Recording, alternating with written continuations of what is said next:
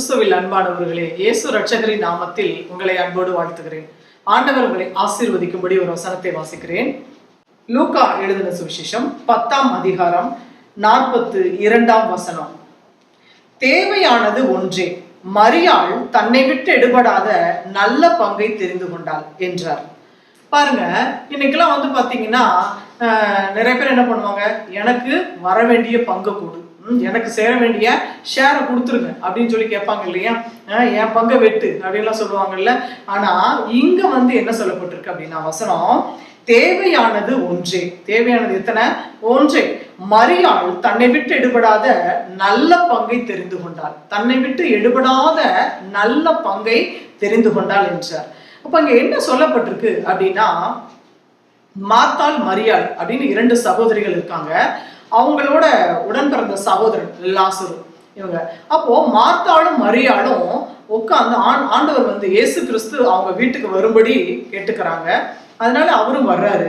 வந்தோடனே மார்த்தாள் என்ன பண்றா, ஆண்டவர் வந்துட்டாரு, அவர் சாப்பிட்டுட்டு போகணும் அப்படின்னு சொல்லி சமையல் வேலையில கிச்சன்ல போய் ரொம்ப மும்முரமா என்ன பண்றாங்க, வேலை செய்யறாங்க.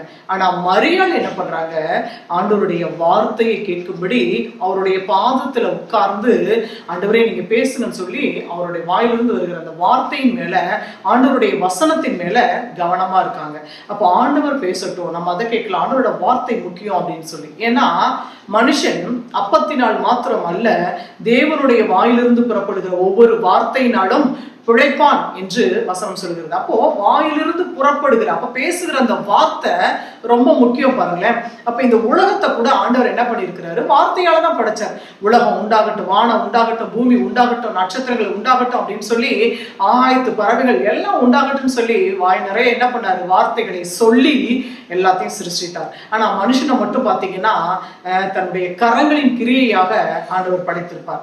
மண்ணினாலே மனிதனை உருவாக்கி தன்னுடைய நாசியின் சுவாசத்தை கொடுத்து அந்த மாதிரி உருவாக்கி இருப்பார். அதனால தன்னை போல இருக்கணும்னு நினைச்சாரு. மனுஷன் தன்னை போல இருக்கணும், தன்னை மாதிரி இருக்கணும் அப்படின்னு சொல்லிதான் ஆண்டவர் தன்னுடைய சாயலாக மனிதனை படைத்தார். அப்போ இங்க பாத்தீங்கன்னா, இந்த மரியாள் தன்னை விட்டு எடுபடாத நல்ல பங்கு, அதாவது ஆண்டவருடைய வார்த்தையின் மேல, வார்த்தை தான் ரொம்ப முக்கியம். ஏன்னா இந்த உலகத்தை ஆண்டவர் வார்த்தையினாலதான் படைச்சாரு. அப்ப அந்த வார்த்தை ரொம்ப முக்கியம் அப்படின்னு சொல்லி வார்த்தையின் மீது கவனமா இருக்கிறார். பாருங்க, அதுதான் தன்னை விட்டு எடுபடாத நல்ல பங்கு அப்படின்னு சொல்லி. இப்போ வேதத்துல பாத்தீங்கன்னா, ஒரு தகப்பனுக்கு 2 குமாரர்கள் இருக்காங்க, இளைய குமாரன் மூத்த குமாரன் சொல்லிட்டு. அந்த சின்ன பையன் என்ன பண்றான், தன்னோட தகப்பன் கிட்ட சொத்தெல்லாம் பிரிச்சு வாங்கிட்டு போயிடுறான். என் பங்கை கொடு அப்படின்னு சொல்லி, எனக்கு சேர வேண்டிய என்னோட ஷேரை கொடுங்க, என் பங்கை கொடுங்க அப்படின்னு சொல்லி எல்லாம் பிரிச்சு எடுத்துட்டு போயிடுறான். போய் கொஞ்ச நாள் நல்ல தாராளமா நண்பர்களுக்கு அப்படி இப்படின்னு சொல்லிட்டு நல்லா தாராளமா செலவு செஞ்சுட்டு எல்லா காசெல்லாம் சுத்தமா பணம்லாம் தீர்ந்து போயிடுது. கடைசியில என்ன ஆகுது அப்படின்னா, சாப்பாட்டுக்கு வழி இல்லை. ஒரு வீட்டுல போய் வேலை செய்யறான் பன்னி மேய்க்கிறதுக்கு. அப்ப அந்த பஞ்சிக்கு வைக்கக்கூடிய அந்த தவிடு கூட அவனுக்கு கிடைக்கல. பஞ்சிக்கு தவிடு வைப்பாங்க இல்லையா, அது கூட அவனுக்கு கிடைக்கல. அந்த அளவுக்கு பசியினுடைய கொடுமை, அவனுடைய பசியை ஆட்சிக்குள்ள வேற ஒண்ணுமே கிடைக்கல.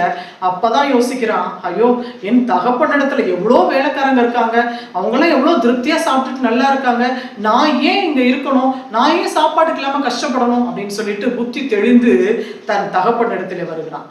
அப்போ அங்க பாத்தீங்கன்னா, தன்னுடைய மகன் தூர தேசத்துல வருகிறதுக்காண்டி ஓடி போய் தகப்பன் கட்டி அணைத்து வா அப்படின்னு சொல்லி அவனுக்கு நல்ல ட்ரெஸ் எல்லாம் கொடுத்து, மோதிரம் எல்லாம் போட்டு, நல்ல பாதரட்சி எல்லாம் அணிவிச்சு, நல்ல நீட்டா அவனை குளிப்பாட்டி எல்லாம் நீட்டா ட்ரெஸ் பண்ணி, அவனை ஆடு மாடுன்னு சொல்லி எல்லாம் கொளுத்த கன்றுகளை அடித்து புசித்து எல்லாம் கூட இருக்கிறவங்க அத்தனை பேத்துக்கும் நல்ல சாப்பாடு வயிறார. ஏன்னா இவன் காணாம போயிட்டான், திரும்ப கிடைச்சிட்டான் அப்படின்னு சொல்லிட்டு, மரித்தான் திரும்பவும் உயிர்த்தான் அப்படின்னு சொல்லி என்ன பண்றாரு, அந்த தகப்பன் தான் புள்ள கிடைச்சிட்டாங்கிற சந்தோஷத்துல எல்லாரும் நல்லா வயிறார சாப்பிடுங்கன்னு சொல்லி அவ்வளோ இதா செய்யறாங்க. அதுதான் அவன் சொத்து வேணும், என்னோட பங்கு வேணும்னு பிரிச்சு வாங்கிட்டு போனான். ஆனா கடைசியில யார்கிட்ட தான் வந்தான், தன்னுடைய தகப்பன்கிட்ட தான் வந்தான். ஆனா இங்க மரியாள் என்ன பண்றாங்க, தன்னை விட்டு எடுபடாத நல்ல பங்கு ஆண்டவருடைய பாதத்துல உட்கார்ந்து அந்த வார்த்தைகளை கேட்கிறான். ஆனா அந்த தகப்பனோட வார்த்தையை கேட்காம என்ன பண்ணிட்டான், இளைய மகன் சொத்தை பிரிச்சுட்டு போயிட்டான். ஆனா இங்க மரியாள் தன்னை விட்டு எடுபடாத நல்ல பங்கை பாதத்திலே உட்கார்ந்து ஆண்டவருடைய வார்த்தையை கேட்டுக்கொண்டு இருக்கிறாள்.